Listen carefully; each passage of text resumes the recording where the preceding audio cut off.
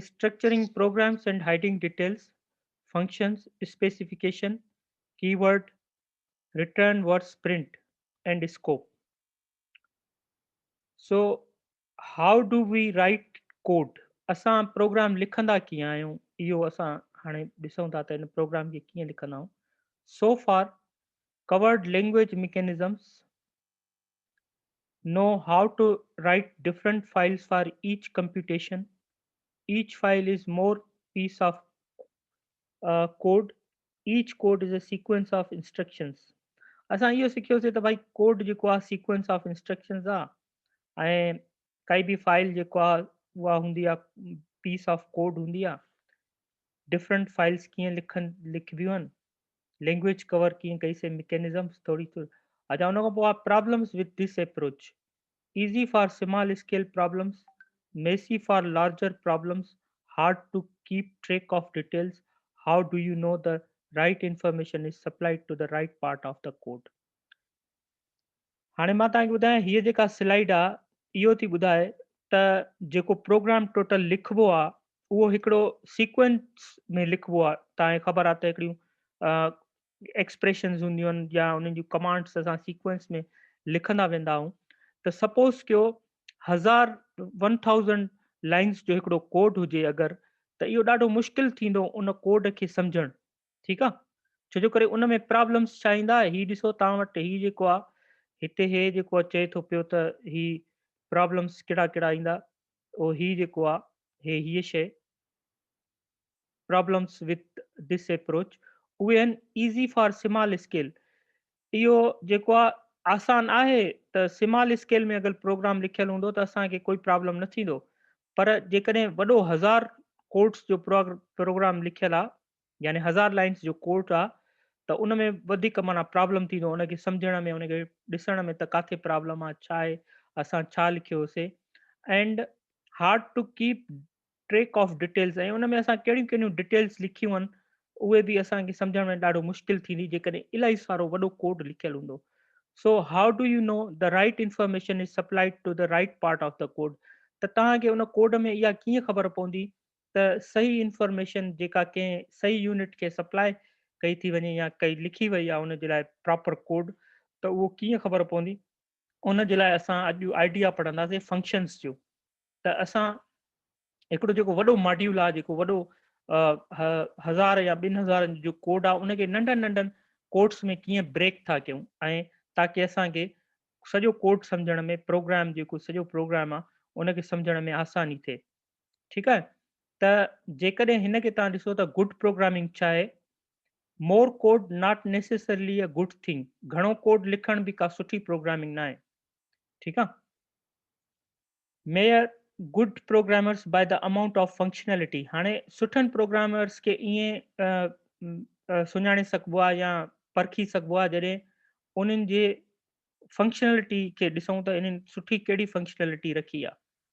Introduce, हाणे सुठा programmers छा कंदा आहिनि, introduce functions, mechanisms to achieve decomposition कंदा आहिनि एंड एब्स्ट्रैक्शन कंदा आहिनि. ठीकु आहे. हाणे decomposition एंड एब्स्ट्रैक्शन खे असां सम्झंदासीं त एब्स्ट्रैक्शन छा आहे ऐं decomposition छा आहे. ठीकु आहे. अच्छा, नेक्स्ट स्लाइड में वरी अचूं त हाणे ॾिसजो, यादि रखिजो एब्स्ट्रैक्शन असां नओं वर्ड ॿुधो आहे न, इनखे सम्झूं त इहो छा आहे, फंक्शन्स, decomposition एंड एब्स्ट्रैक्शन. पहिरियों असां एब्स्ट्रैक्शन खे सम्झंदासीं त उहा छा आहे. सपोज़ कयो हिकिड़ो प्रोजेक्टर आहे. एग्ज़ाम्पल, प्रोजेक्टर तव्हांखे ख़बर आहे छा हूंदो आहे. प्रोजेक्टर उहा शइ आहे जंहिंसां असां जीअं त माइक्रोसॉफ्ट जूं PPTs जेकी असां मैग्नीफाई कंदा आहियूं ऐं सम्झाइण जे लाइ तव्हांखे. ठीकु आहे न, सम्झो था. अच्छा, उन खां पोइ प्रोजेक्टर उहो हूंदो आहे जे हिकिड़ो ब्लैक बॉक्स हूंदो आहे जंहिंखे असां इनपुट ॾींदा आहियूं ऐं उहो आउटपुट असांखे हिकिड़ी वॾी स्क्रीन ॾींदो आहे. ठीकु आहे न. आउटपुट छा हूंदो आहे, हुनजो हिकिड़ी वॾी स्क्रीन हूंदी आहे जंहिं ते असां माना डेमोन्स्ट्रेशन्स, प्रेज़ेंटेशन्स वग़ैरह कंदा आहियूं या काई वॾी बिग स्क्रीन ते काई वॾी पिक्चर का मूवी ॾिसूं मिसाल जे तौर ते ईअं, त उहा असां प्रोजेक्ट जे तौरु ॾिसी सघंदा आहियूं. सो इन प्रोजेक्टर जो छा मक़सदु आहे, एब्स्ट्रैक्शन इन में कीअं थी थिए. Don't know how it works, असांखे ख़बर न आहे त उहो जेको ब्लैक बॉक्स आहे उहो कमु कीअं थो करे अंदरि। असांखे बसि इहा ख़बर आहे त असां हुनखे इनपुट ॾींदासीं त उहो आउटपुट हिकिड़ी वॾी स्क्रीन ॾींदो। सही आहे न। Connect any electronic know the interface, असांखे सिर्फ़ु इहा ख़बर आहे त इनपुट आउटपुट हुनजो छा आहे। उन खां पोइ connect any electronic to it that can communicate with that input, असां मोबाइल यूज़ हुन सां यूज़ करे सघूं था, लैपटॉप गॾु यूज़ करे सघूं था, माना एतिरी ख़बर हूंदी आहे त कंप्यूटर यूज़ करे सघूं था। ठीकु आहे। ऐं उन खां पोइ black box somehow converts image from input source to a wall, माना उहो ब्लैक बॉक्स जेको प्रोजेक्टर आहे छा कंदो आहे, असांखे एतिरी ख़बर आहे त उहो इमेज खे कन्वर्ट कंदो। ठीकु आहे न। कंहिं लैपटॉप मां या कंहिं मोबाइल फ़ोन मां जेको बि इनपुट हूंदो, इनपुट सोर्स हूंदो जेको बि, टू अ वॉल, कंहिं हिकिड़ी स्क्रीन, माना जेका असां वॉल यूज़ कंदा आहियूं या कोई पर्दो अहिड़ो यूज़ कंदा आहियूं या कोई अहिड़ो वाइट शीट यूज़ कंदा आहियूं जंहिं ते उहो मैग्नीफाई थींदो आहे। ॻाल्हि सम्झ में अचेव थी? ठीकु आहे। हा, जी ॻाल्हायो सर, जी ॻाल्हायो। जी जी जी सर, जी जी हा, सर। ठीकु आहे। सो प्रोजेक्टर असां ईअं तव्हांखे ख़बर आहे त प्रोजेक्टर जो छा फंक्शन हूंदो आहे, इनपुट ॾींदा आहियूं, आउटपुट वठंदो आहे। सो इहो चए थो त इहो जेको आहे न हिकिड़ो एब्स्ट्रेक्शन आइडिया, उहो कीअं एब्स्ट्रेक्शन आइडिया, असांखे ख़बर न आहे, do not need to know how projector works to use it. असांखे माना इहा ख़बर न आहे त अंदरि जेको उन में मैकेनिज़म ठहियलु आहे प्रोजेक्टर में, उहो इमेज खे कीअं एॾो वॾो मैग्नीफाई थो करे। असां सिर्फ़ु हिकिड़ो ब्लैक बॉक्स था ॾिसूं ऐं इहा ख़बर आहे त हिनखे जेकॾहिं इनपुट ॾींदासीं त हे आउटपुट ॾींदो। माना असांखे इन डिटेल में वञण जी ज़रूरत न आहे त अंदरि इन जे इलेक्ट्रॉनिकली कहिड़ियूं वायर्स आहिनि, छा थियूं कनि, इमेज कीअं थियूं वठनि, डिकोड थियूं कनि, वरी माना सॼो किसो असांखे ख़बर न आहे। असांखे बसि एतिरी ख़बर रखण जी ज़रूरत आहे त इनखे इनपुट ॾियूं ऐं हीउ आउटपुट अहिड़े तरीक़े सां ॾींदो। सो एब्स्ट्रेक्शन इहा थी त अंदरि हुनजे कमु इलाही थो थिए इलेक्ट्रॉनिकली, इलाही माना मशीनरीअ जो कमु थो थिए, पर असां बसि हुनखे माना इग्नोर था कयूं ऐं हुनखे as a black box use था कयूं। ठीकु आहे। अच्छा,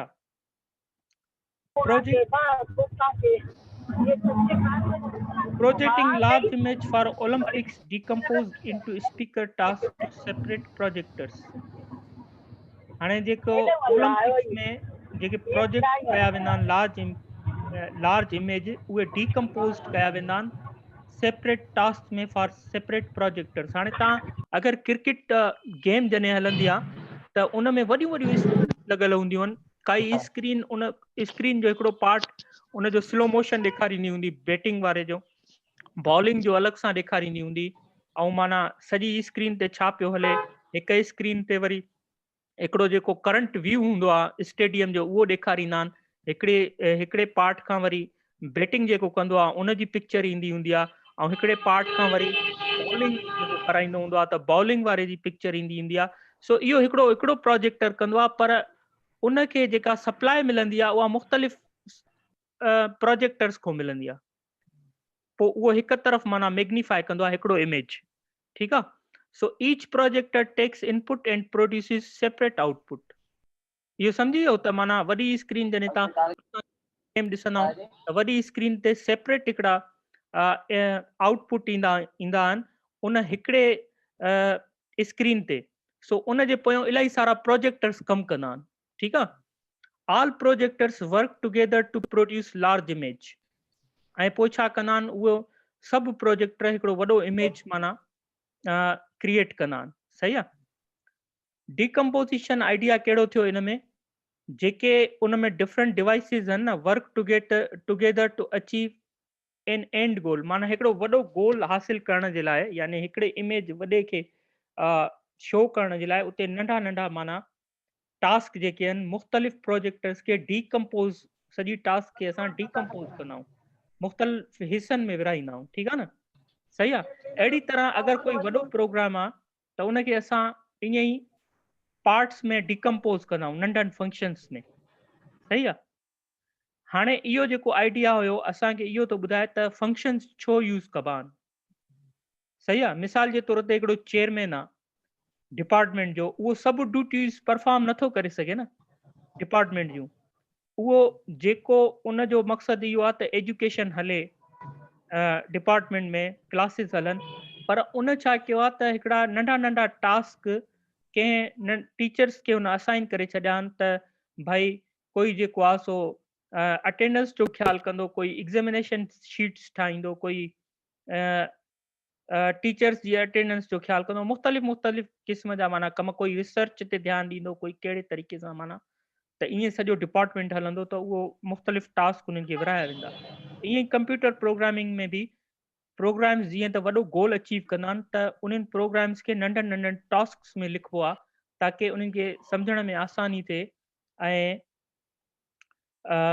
हिकिड़ो को वॾो गोल अचीव करे सघिजे ईज़ीली। ऐं जॾहिं जॾहिं असांखे ज़रूरत पवंदी कोई डिटेल काई खपे थी त यार हे प्रोग्राम हे जेको आहे सो प्रोग्राम छा थो करे, मिसाल जे तौर ते मां तव्हांखे ॿुधायां त तव्हां वेंदा हो त हिकिड़ी एप्लीकेशन ईंदी आहे जीअं त सुपर स्टोर्स ते तव्हां ॾिसंदा हो त कंप्यूटर्स पिया हूंदा आहिनि, पोइ उहे छा कंदा आहिनि, तव्हांजी कैलकुलेशन्स कंदा आहिनि, तव्हांजे माना जेके आइटम्स तव्हां ख़रीद कया हूंदा आहिनि तव्हां उन्ही जी कैलकुलेशन करे हिकिड़ी तव्हांखे रिसीट, ठीकु आहे न, रिसीट हिकिड़ी प्रोवाइड कंदा आहिनि। पर मक़सूद उन पंहिंजो प्रोग्राम में ॿिया बि म्यूट फंक्शन्स करे हूंदा छॾ, आहिनि। साउंड म्यूट करे छॾ।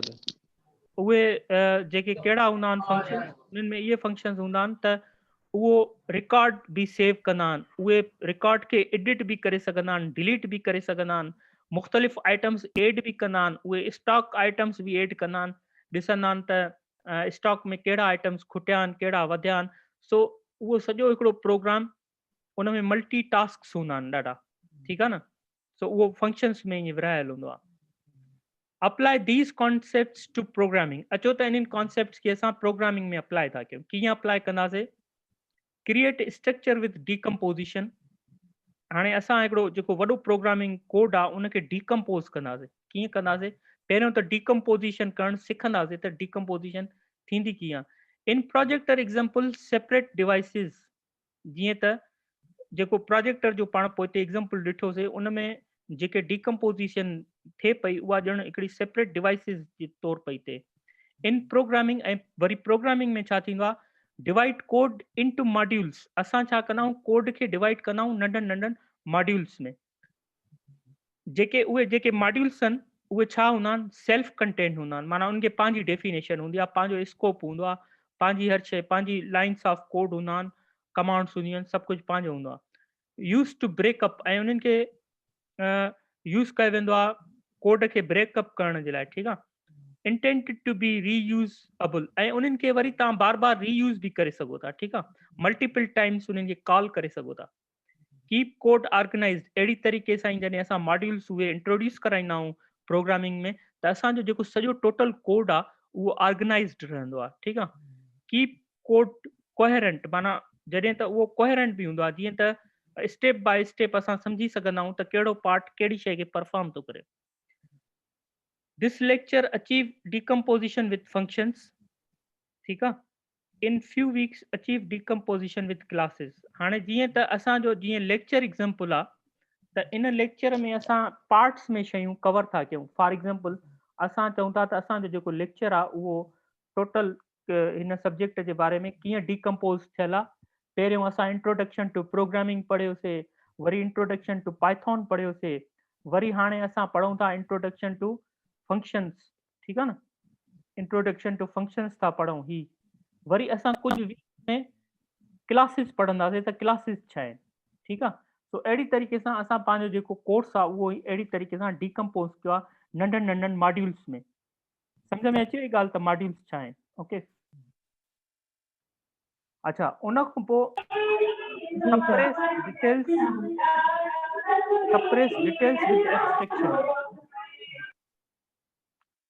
In projector example, instructions from how to use it and sufficient, no need to know how to build one. असांखे प्रोजेक्टर एग्जाम्पल में इहा ख़बर हुई त प्रोजेक्टर कीअं थो यूज़, माना प्रोजेक्टर खे असां कीअं यूज़ करे सघूं था। इहो ज़रूरी न आहे त असां इहो सिखूं त इहो कीअं ठाहियो वियो आहे, सही आहे न। एतिरो बसि असांखे ज़रूरत आहे उनखे सम्झण जे लाइ त इहो अगरि हिनखे इनपुट ॾींदासीं त आउटपुट ॾींदो। इहो सम्झणु ज़रूरी न आहे त इहो इलेक्ट्रॉनिकली कीअं इहो डिवाइस जोड़ियो वियो आहे, हिन में कहिड़ियूं वायर्स रखी वयूं आहिनि, अंदरि छा मैकेनिज़म रखियो वियो आहे, इहो सम्झण जी काई ज़रूरत न आहे।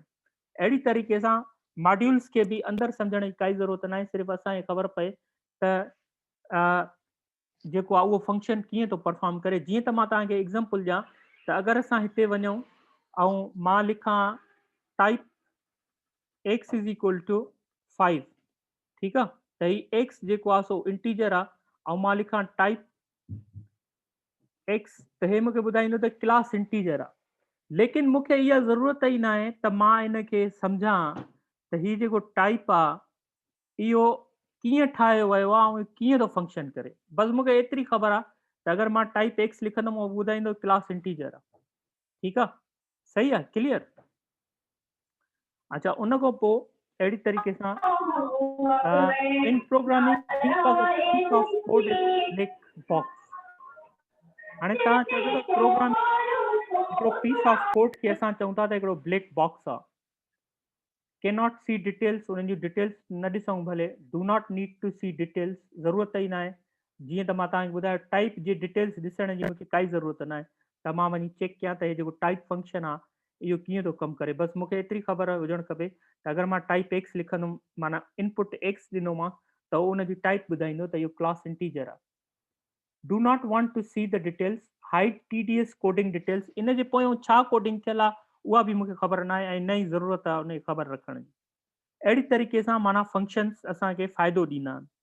त हिकिड़ो फंक्शन ठाहे छॾियो त उहो को पर्टिकुलर टास्क अचीव करे ॾेखारे असांखे। Achieve abstraction with function specification or doc strings. हिन खां अॻिते था हलूं असां त इहे फंक्शन स्पेसिफिकेशन्स असां ॾिसूं त फंक्शन जॾहिं असां लिखंदा आहियूं त असांखे कहिड़ियुनि शयुनि जी ज़रूरत हूंदी आहे। हाणे फंक्शन में छा ज़रूरत हूंदी आहे, right reusable pieces chunks of code called functions.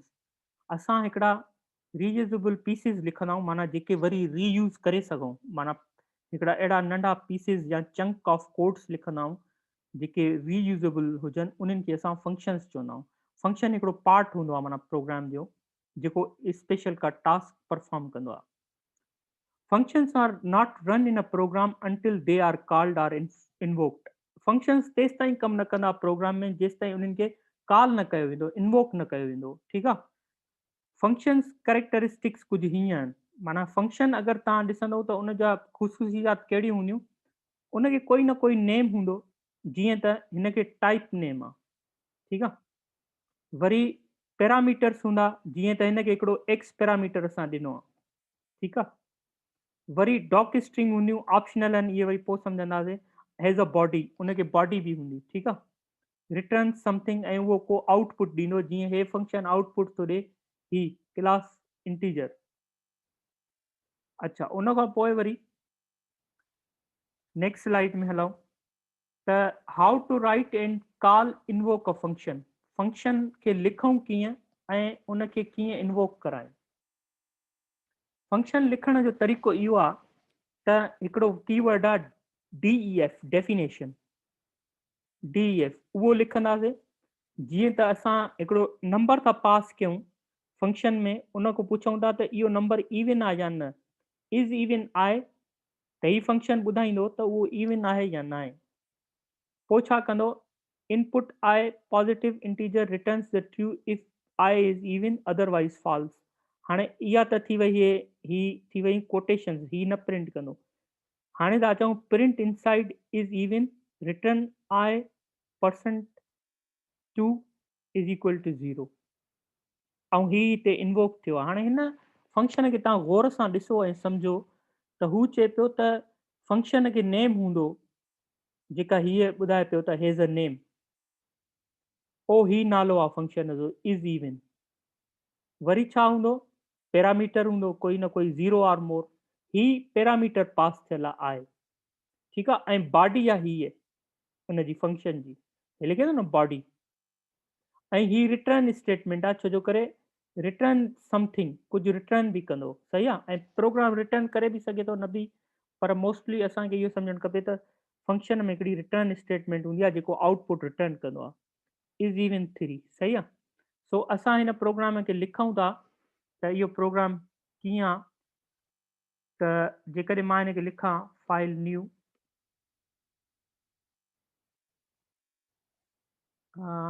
Definition is even नज़र अचेव थी पर स्क्रीन खे ज़ूम कजो मूंखे नज़र नथो अचे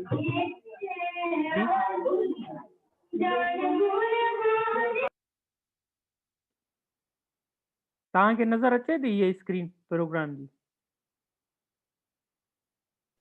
जी सर जी अचे थी नज़र डेफिनेशन इज़ इवन थोरो ज़ूम कजो हिनखे हाणे ॾिसो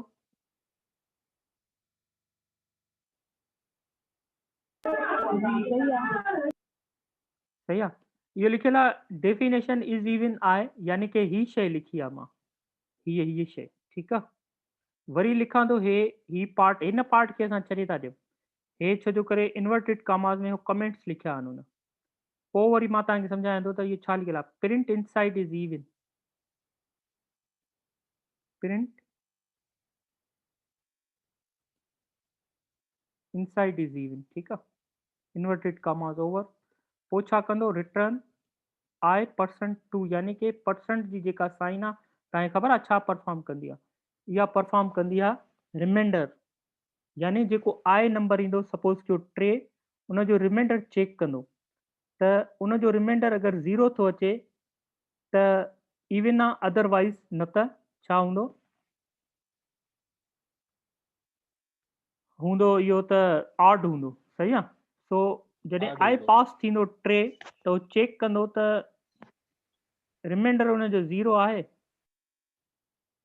3 जो रिमाइंडर अगरि 2 सां डिवाइड कयूं त 0 न ईंदो माना ऑड थियो हाणे इन फंक्शन खे असां कीअं यूज़ कंदासीं ईअं यूज़ कंदासीं त फंक्शन खे यूज़ करण जो तरीक़ो इहो आहे त उनखे ॿुधाईंदासीं त इज़ इवन माना इन्वोक कंदासीं यानी कॉल कंदासीं ही फंक्शन जी डेफिनेशन असां लिखी आहे ऐं हीअ वारी हे फंक्शन जी डेफिनेशन लिखी आहे त फंक्शन आहे छा इहो फंक्शन ॿुधाईंदो त नंबर जेको तव्हां मोकिलियो था उहो इवन आहे या न आहे ठीकु आहे सही आहे ऑल राइट ऐं मां हुनखे चवंदो त मूंखे चेक करे ॾे त इज़ इवन 4 त 4 इवन आहे या न जीअं त हिते सही आहे later in the code you will call the function using its argument values or so ही फंक्शन जेको लिखियो आहे असां इनखे असां इन्वोक हिते था कयूं छो जो करे हिन ॿुधायो त functions are not run in a program until they are called or invoked in a program माना तेसि ताईं कमु न कंदा फंक्शन्स जेसि ताईं उन्हनि खे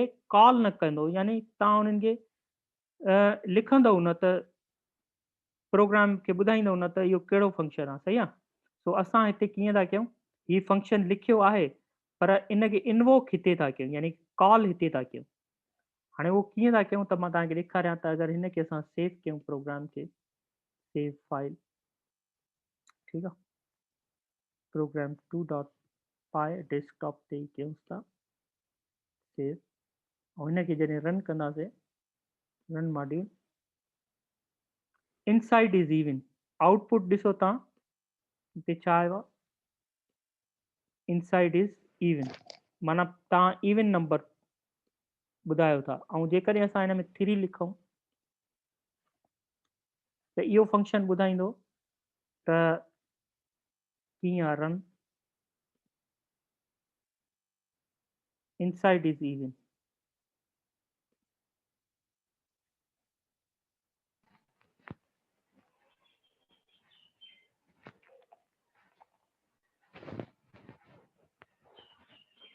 अच्छा उन खां पोइ वरी हलूं डेफिन साॻियो ई फंक्शन आहे in the function body print inside keyword ॾिसो ही रिटर्न आहे expression to evaluate and return run some commands माना फंक्शन छा आहे हिकिड़ी बॉडी लिखियल आहे फंक्शन जी ठीकु आहे ही जेके आहिनि न हे इन्वर्टेड कामास माना कमेंट्स आहिनि हिननि खे उहो न पढ़ंदो आहे इंटरप्रेटर उन खां पोइ वरी वेरिएबल स्कोप सम्झंदासीं हाणे त फंक्शन जो वेरिएबल स्कोप छा आहे हाणे मां तव्हांखे हिकिड़ो ॿियो ॿुधायां त हीउ जेको फंक्शन आहे हिनखे असां वधीक मज़ीद कीअं था करे सघूं त जेकॾहिं मां हिनखे चवां इफ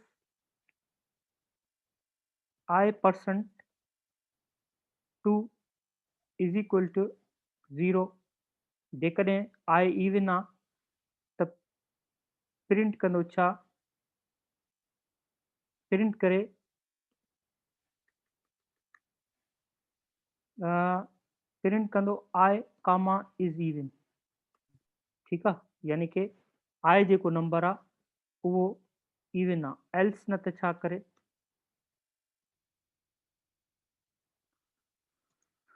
एल्स न त कंदो प्रिंट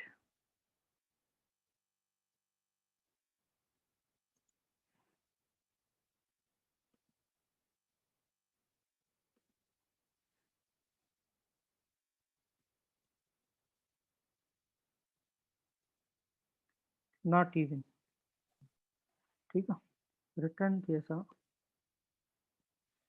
ॿुधाए था या वरी रिटर्न आई करे छॾियो ठीकु आहे परसेंट इज इक्वल टू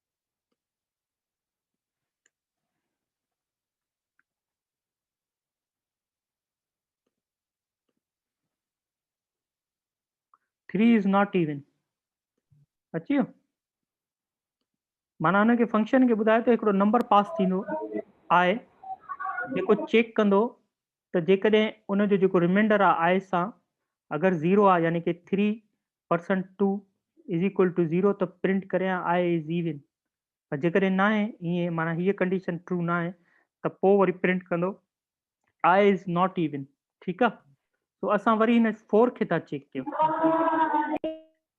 4 खे चेक कंदासीं जॾहिं ऐं रन मॉड्यूल कंदासीं त आउट 4 इज़ इवन सही आहे सो असां हिकिड़ो फंक्शन लिखियो आहे डेफिनेशन इज़ इवन आहे यानी ॿुधाईंदो त आई इवन आहे या न आहे ऐं हर कोई बि तव्हां हुनखे नंबर ॾींदो सपोज़ कयो कोई बि तव्हां हुनखे नंबर ॾियो 101 भले ॾियो तॾहिं बि उहो राइट रिज़ल्ट ॿुधाईंदो त उहो इवन आहे या न आहे ठीकु आहे सो 101 इज़ नॉट इवन हे ॾिसो ठीकु आहे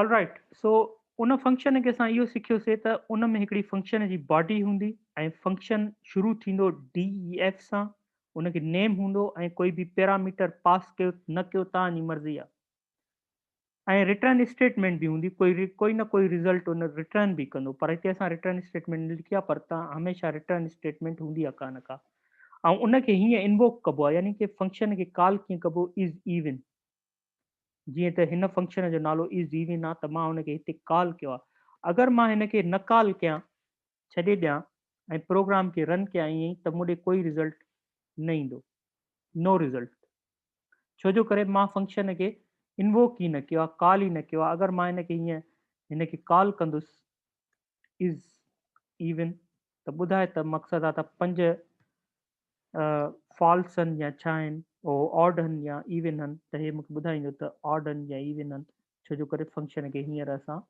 इन्वोक कयो आहे तॾहिं हुन रिज़ल्ट ॾिनो 5 इज़ नॉट इवन सम्झी वियो सो असां इहो सिखियोसीं त फंक्शन लिखंदासीं ऐं जॾहिं फंक्शन लिखंदासीं त उन फंक्शन जो मक़सदु इहो हूंदो आहे काई पर्टिकुलर टास्क परफॉर्म थो करे उहो कंहिं प्रोग्राम में ऐं उनखे असां काई बि टास्क ॾियूं त हीअ परफॉर्म कर is prime is even he perform कर सपोज कर हाइट मेजर कर टेम्परेचर मेजर करण जो अलॻि सां हुजे एरिया कैलकुलेशन जो अलॻि सां हुजे कोई बि फंक्शन हुजे ही कई प्रोग्राम में multiple things can be done but we need to invoke the function यानी कि we must call the function to perform a task for a certain parameter and that parameter here is 5 this 5 passes here I is I हाणे हे जेके 5 आहिनि न इहे हिते हीअं पास था थियनि I में जीअं मां तव्हांखे ॿुधायां त हे जेको आहे हिन में हलूं पोइ हिते ही जेको आहे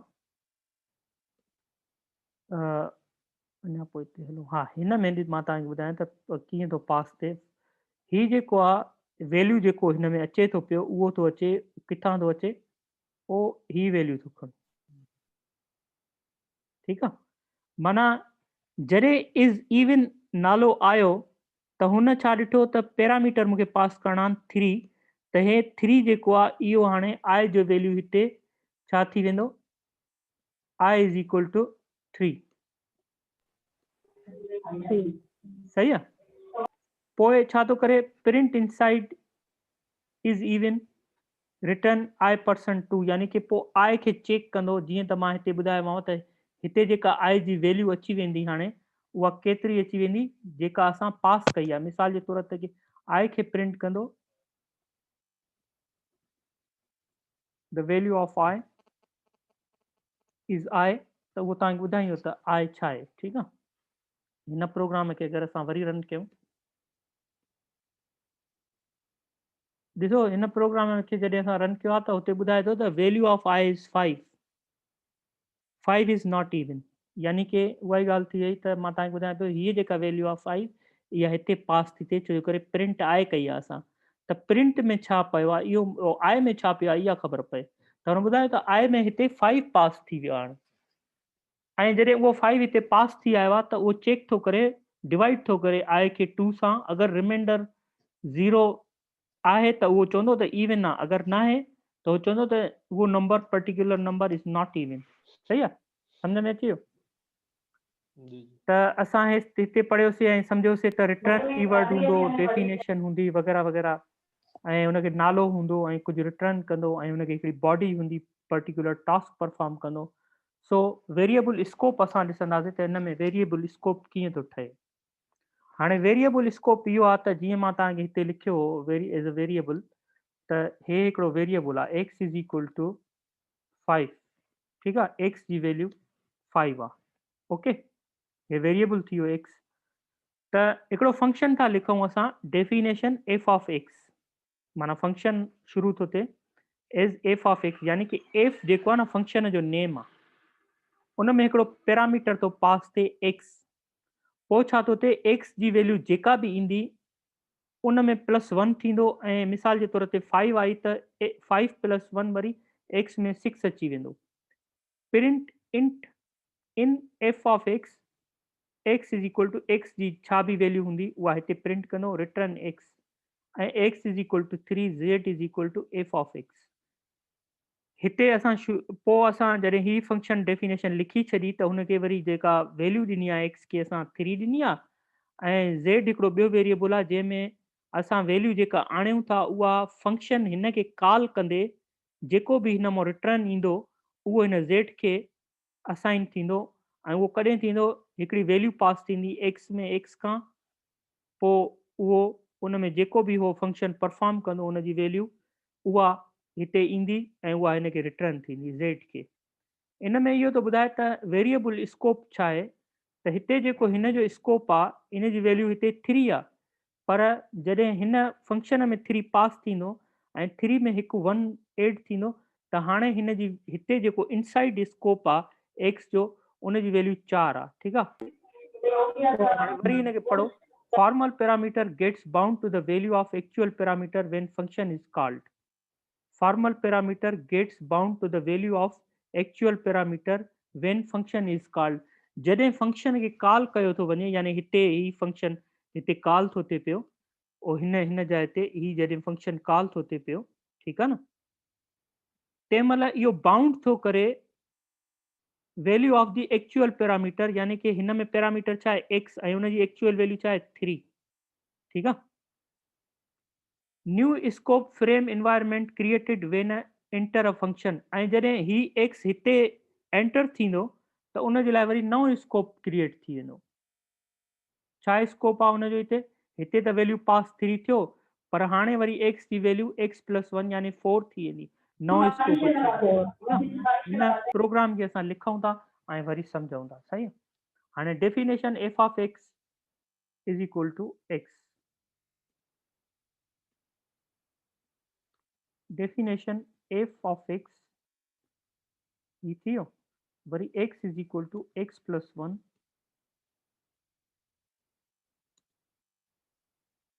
थी वियो print inside in f of x is x ठीक आहे वरी छा थींदो रिटर्न x ओके ऐं इहो त असां फंक्शन लिखियोसीं ठीकु आहे इहो असां फंक्शन लिखियोसीं त जेको आहे x is equal to this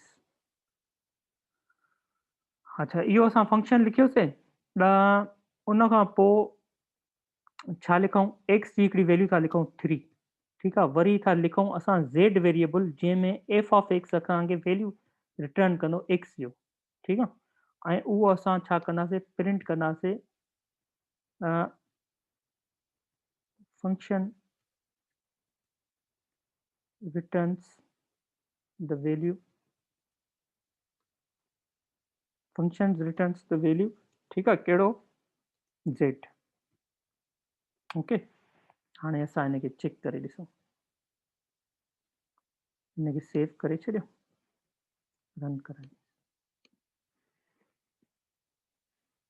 हाणे ॾिसो हे प्रोग्राम रन थियो आहे जॾहिं त इन जो जेको आउटपुट आयो आहे inside the function x is equal to 4 and the function return the value 4 ठीकु आहे हाणे मां तव्हांखे सम्झायां त इहो 4 कीअं आयो असां पास घणो कयो आहे x इज इक्वल टू 3 उहो हिते आयो पोइ हिन जाइ ते इहो जॾहिं हिते पास थियो त x is equal to x plus 1 मां जीअं त तव्हांखे ॿुधायो त x जो जेको बि वैल्यू हूंदो उन में 1 एड थी करे वेंदो x में ई वरी त प्रिंट माना हिते ही असां inside the body of the function आहियूं त इन वेरिएबल जो जेको स्कोप आहे x जो उहो हाणे चेंज थी चुको आहे माना 4 हुन ही जेको प्रिंट कयो आहे इहो हितां प्रिंट कयो अथई त माना हाणे हिते जेका वैल्यू हुई उहा 4 आहे ऐं रिटर्न x त x खे जॾहिं रिटर्न थो करे त उहो हिन जाइ ते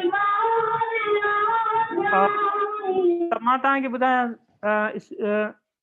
हींअर प्रोग्राम स्टार्ट किथां थो थिए ही जेको प्रोग्राम लिखियो आहे असां इहो प्रोग्राम बेसिकली स्टार्ट किथां थो थिए ठीकु आहे तव्हां छा था सम्झो त इहो किथां थो स्टार्ट थिए मां तव्हांखे ॿुधायां त इहो स्टार्ट किथां थो थिए हाली जॾहिं हो इंटरप्रेटर शुरूअ खां प्रोग्राम रीड कंदो न त उहो हिनखे न ॾिसंदो डेफ एफ ऑफ एक्स खे ठीकु आहे हो सिर्फ़ु इहो नोट कंदो त हिकिड़ो फंक्शन आहे एफ ऑफ एक्स उनखे बसि पंहिंजे उन मेमोरीअ में फीड करे छॾींदो त इहो आहे जॾहिं उहो हिन लाइन ते ईंदो मेन लाइन ते त उनखे एक्स खे 3 पहिरियों असाइन कंदो पोइ ॾिसंदो त ज़ेड वेरिएबल आहे ऐं उनजे भरिसां लिखियल आहे एफ ऑफ एक्स त ही ॾिसंदो त हिकिड़ो फंक्शन इनवोक थो थिए कहिड़ो पोइ ही एफ हाणे इहो वरी कर्सर वरी वेंदो काॾे वापसि हेॾे ईंदो एफ ऑफ एक्स ॾे ऐं पोइ वरी उनखे चेक कंदो त हीअ जेका एक्स जी वैल्यू आहे इहा मां पास कयां हिनखे 3 हिते ऐं वरी लिखियल आहे त जेको आहे सो उन में +1 करिणो आहे त उनखे 4 करे एक्स में पास कंदो यानी कि असाइन कंदो वरी पोइ उनजी प्रिंट कंदो हीअ स्टेटमेंट वरी रिटर्न एक्स यानी कि हिते वैल्यू आणींदो उहा हिन टोटल फंक्शन में एज़ 4 ऐं उहा ज़ेड खे असाइन कंदो ऐं ज़ेड वरी प्रिंट थींदो एज़ 4 त हाणे मां तव्हांखे ॿुधायां त हिन जो अगरि आउटपुट तव्हां चेक कयो त inside F of X is equal to 4 function return the value 4 हाणे ही 4 जेको आहे बेसिकली ज़ेड आहे ऐं उहो जेको आहे उहो एक्स आहे ऐं अगरि मां हिनखे हिते वरी प्रिंट कयां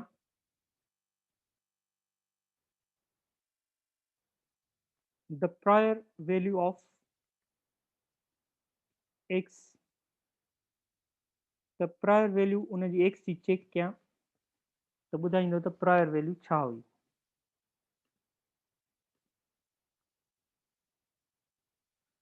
हाणे ॾिठो prior value of X is 3 हालांकि एक्स जी वैल्यू हिते चेंज थी वई आहे 4 हिते 4 थो प्रिंट करे हिते 3 थो प्रिंट करे त इन जो मक़सदु इहो त असां स्कोप जे बारे में था ॻाल्हायूं वेरिएबल जे स्कोप जे बारे में त जॾहिं फंक्शन जे अंदरि वेरिएबल एंटर थींदो त उन जो स्कोप उन फंक्शन जे मुताबिक़ हूंदो ऐं हिते जेको आहे सो साॻियो ई स्कोप हूंदो जेको ऑलरेडी हुयो, सही आहे, अनलेस असां उनजो स्कोप चेंज नथा कयूं। मिसाल जे तौर ते अगरि मां एक्स खे एफ ऑफ एक्स करे छॾियां त हाणे छा प्रिंट कंदो, 4 प्रिंट कंदो, ठीकु आहे।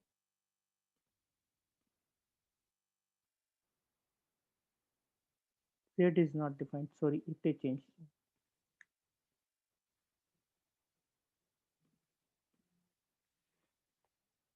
ॾिसो हाणे फंक्शन जेको आहे वैल्यू 4 4 ऐं 4, छो जो करे मां एक्स खे वरी असाइन कयो आहे एफ ऑफ एक्स, यानी कि हिते जेको एक्स रिटर्न थो थिए उहो एक्स में ई वञे वापसि।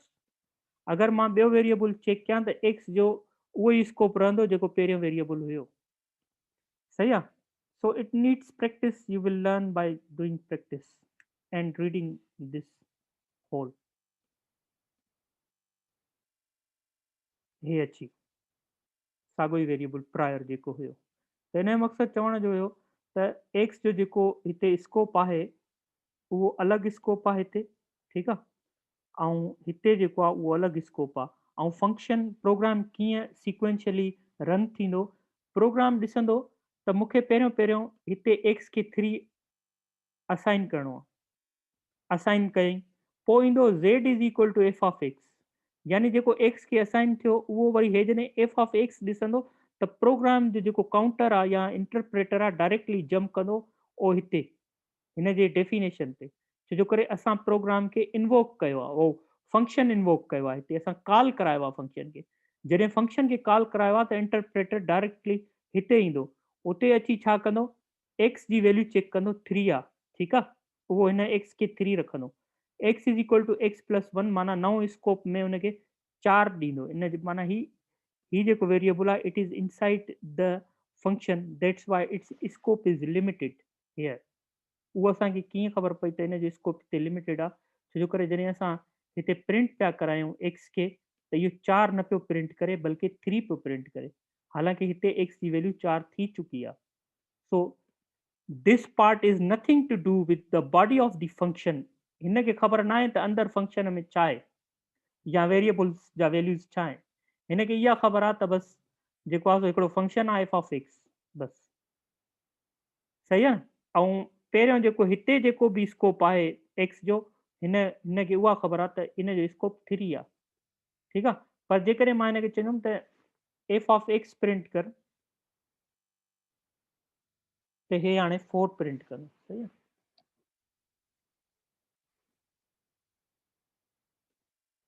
यानी फंक्शन वरी मां कॉल कयो,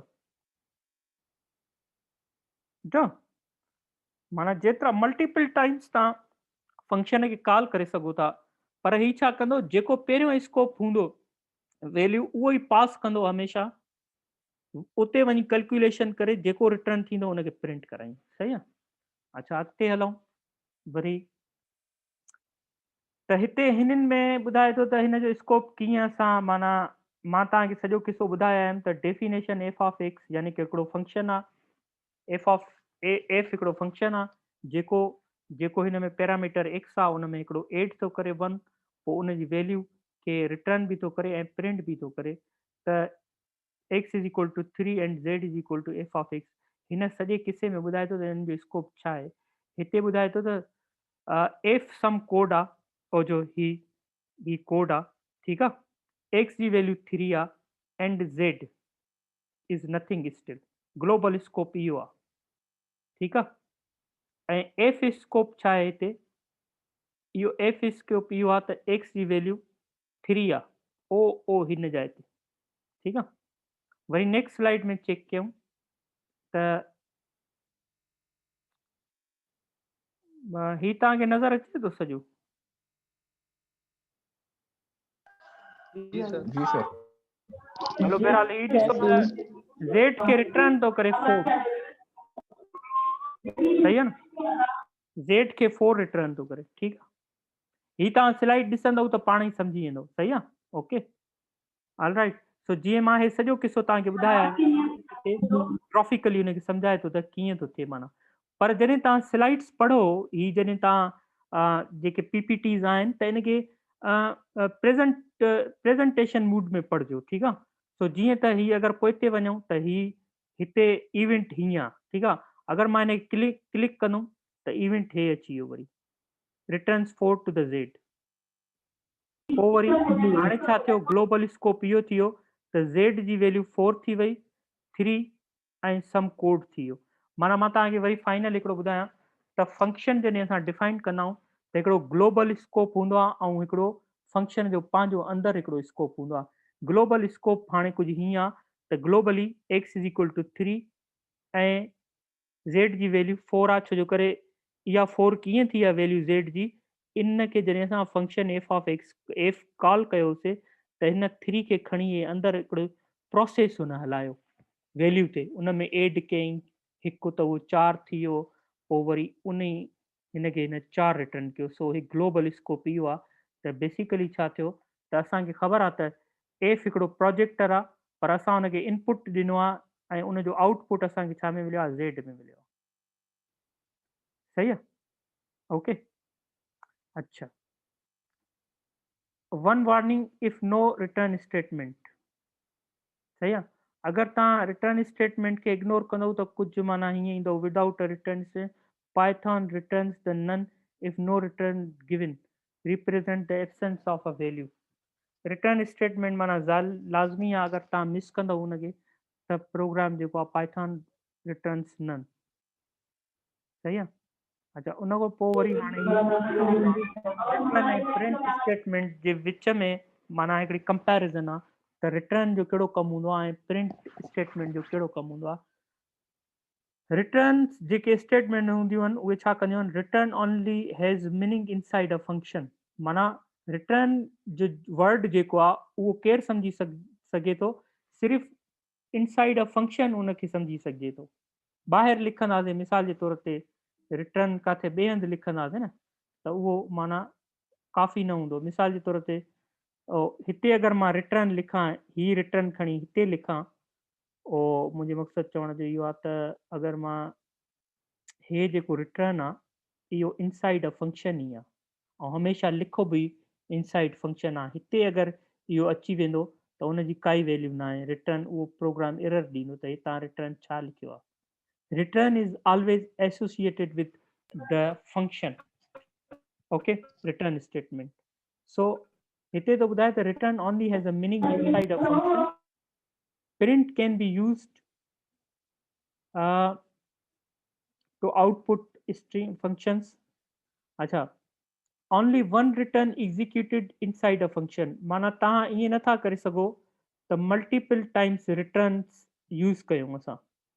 हिकिड़ो ई दफ़ो बसि रिटर्न यूज़ थींदो आहे, बसि हिकिड़ो दफ़ो।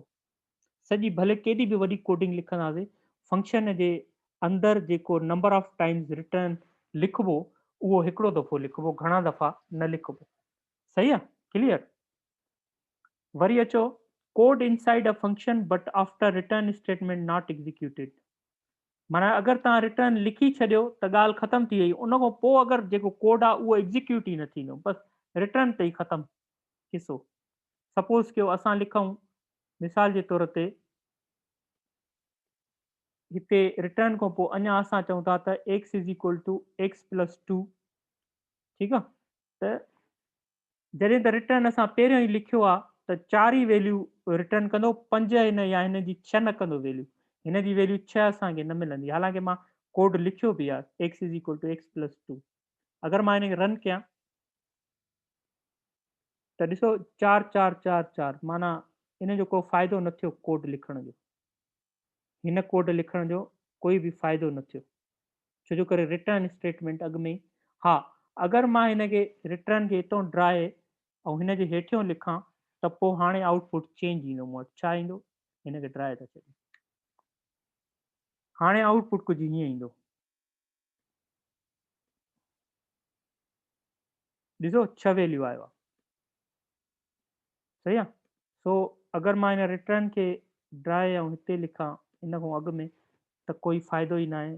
हे भले कोड केॾो बि वॾो लिखियल हुजे, एॾे प्रोग्राम वेंदो ई न, छो जो करे उहो चए थो त रिटर्न एक्स, बसि ॻाल्हि ख़तम थी वई फंक्शन जी। ठीकु आहे न, सही आहे। हे ॾिसो त एक्स 4444, ऑल राइट, सम्झी विया। अच्छा, उन खां पोइ आहे has a value associated with it given to function caller. हाणे हे इज़ी आहिनि, तव्हां पाण पढ़ी वठंदव हिनखे। हे ॿुधाए थो त प्रिंट स्टेटमेंट केतिरा मरतबा यूज़ करे सघिजे, मल्टीपल टाइम्स तव्हां फंक्शन में लिखी था सघो, हालांकि प्रिंट खे हिकिड़ो दफ़ो लिखी था सघो, पर प्रिंट स्टेटमेंट खे भले तव्हां 6 दफ़ा लिखो, 7 दफ़ा, 1000 दफ़ा लिखो, कोई फ़र्क़ु नथो पए। फंक्शन जे अंदरि लिखो, फंक्शन जे ॿाहिरि लिखो, ऐं हिन जो माना अलॻि फंक्शन आहे, हिन जो अलॻि फंक्शन आहे, पर बेसिकली ही बि माना हिकिड़ो वैल्यू रिटर्न ॾींदो आहे, ही बि वैल्यू रिटर्न ॾींदो आहे। सही आहे। अच्छा, उन खां पोइ ही जेको आहे स्लाइड असां वरी ॿिए लेक्चर में कवर कंदासीं फ्रॉम 21।